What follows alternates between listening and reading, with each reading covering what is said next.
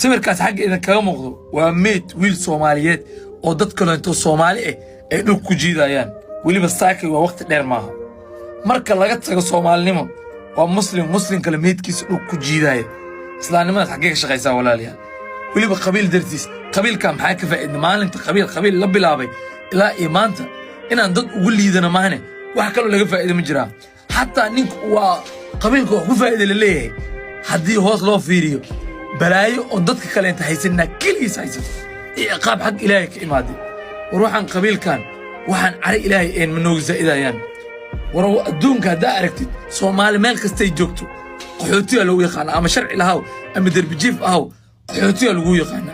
nin la caawiya lagu yaqaan adduunka wax loogu togto oo deena loo cafi deena la sii deena la yala la dhahayo adina waxa isku aragtaa nin qatare wax qatar tahay malaha waxa qatar ku tahay oo qiimo ku leedahay awoodaada iyo xoogaaga iyo aqligaaga iyo cilmigaaga marka adigu inta isticmaasho horumarka wadankaaga iyo ummadaada ka fikirto wax ku tahay laakiin inaad annaga dhaxdeen isku soo noqono dadka diriskeen noo kale Itoobiya inta uu sakaysa badeen u fakanayso intaasna waxa annaga nalka arkaa